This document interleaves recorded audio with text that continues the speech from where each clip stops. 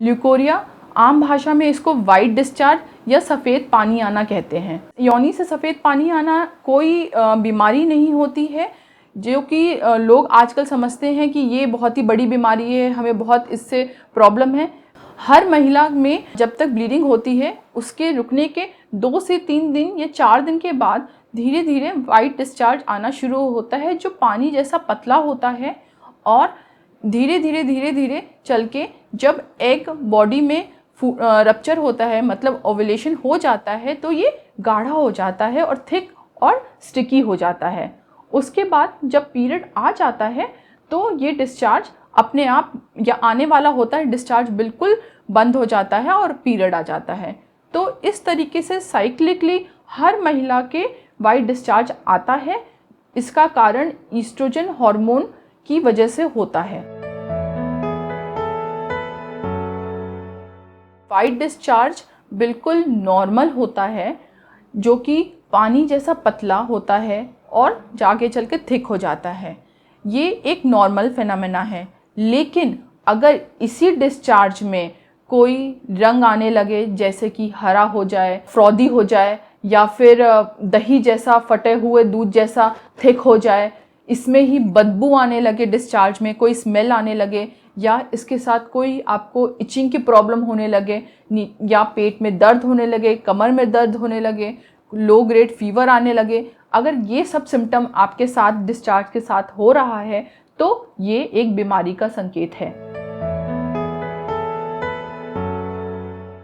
Leucorrhoea देखा गया है कि इन्फेक्शन की वजह से होता है। इन्फेक्शन जो होता है वो बैक्टीरियल होता है, प्रोटोजोअल, वायरल और फंगल इन्फेक्शन देखा गया है।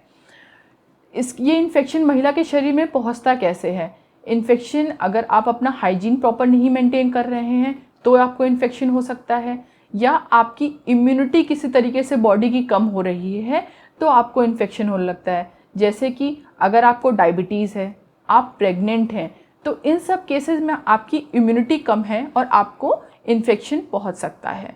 तीसरी चीज़, आपको सेक्सुअली ट्रांसमिटेड डिजीज़ में हो सकता है, मतलब कि यौन संबंध बनाने की वजह से आपको इन्फेक्शन हो सकता है और ल्यूकोरिया की प्रॉब्लम हो सकती है। आपको डिस्चार्ज होगा, साथ में आपको डिस्चार्ज के रंग में फ़र्क दिखेगा, आपको उसमें पेट में दर्द होगा, कमर में दर्द हो सकता है, साथ में बदबू आएगी डिस्चार्ज में, बुखार आ सकता है। ये सब ल्यूकोरिया के सिम्टम होते हैं।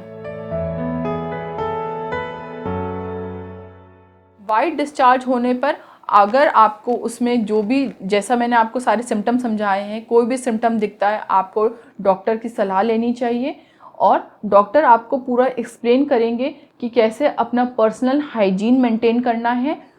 और उसमें अगर कोई इन्फेक्शन है वो आपका नीचे से चेकअप करके देखेंगे कि उसमें इन्फेक्शन के साइन है, तो किस तरह का इन्फेक्शन है, कि वो बैक्टीरियल इन्फेक्शन है, प्रोटोजोअल इन्फेक्शन है, कोई वायरल इन्फेक्शन है, फंगल इन्फेक्शन है, उस हिसाब से आपको दवाइयाँ एडवाइस करेंगे।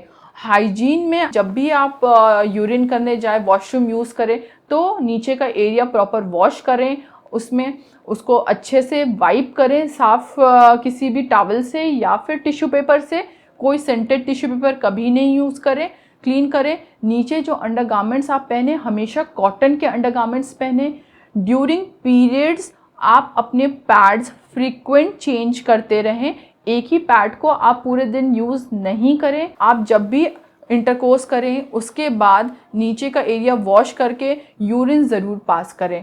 ये सब हाइजीन मेंटेन करना में आता है। इन्फेक्शन इन सब चीज़ों से नहीं अगर ठीक होता तो आप डॉक्टर की सलाह लेंगे। डॉक्टर आपको एंटीबायोटिक्स या फिर नीचे कोई जेल या ऑइंटमेंट अप्लाई करने के लिए वो बताएंगे, उसके अकॉर्डिंग अपना ट्रीटमेंट लेंगे। दूसरा, हम लोग कुछ एंटीबायोटिक्स एडवाइस करते हैं। एंटीबायोटिक्स का प्रॉपर कोर्स लेना है।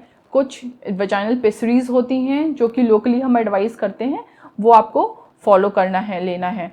ल्यूकोरिया अगर उसके बाद भी ठीक नहीं होता है तो आपको अपने सर्वाइकल एग्जामिनेशन के लिए हम लोग देखते हैं कि कोई लीजन तो नहीं है, कोई उसमें प्रॉपर कोई अल्सर या कोई ऐसी प्रॉब्लम तो नहीं है, उसको चेक करते हैं, फिर उसके अकॉर्डिंग उसको ट्रीट करते हैं। ल्यूकोरिया के लिए आम लोगों के बीच में बहुत सी घरेलू उपाय प्रचलित हैं। ऐसा हम अपनी क्लिनिकल प्रैक्टिस में देखते आए हैं कि घरेलू उपायों से बहुत ज़्यादा फ़ायदा नहीं होता है। उन उपायों की वजह से महिला का जो इन्फेक्शन रहता है वो बरकरार रहता है, और वो इन्फेक्शन होने के बाद वो क्रॉनिक इन्फेक्शन हो जाता है। उसके बाद उस इन्फेक्शन को ट्रीट करना हम लोगों के लिए भी बहुत डिफ़िकल्ट होता है, और महिला को भी बहुत दिक्कत होती है। तो बेटर है कि आप घरेलू उपायों के बीच में ना फंसें और दिक्कत होने पे अपने डॉक्टर की सलाह लेकर उनसे इलाज लें।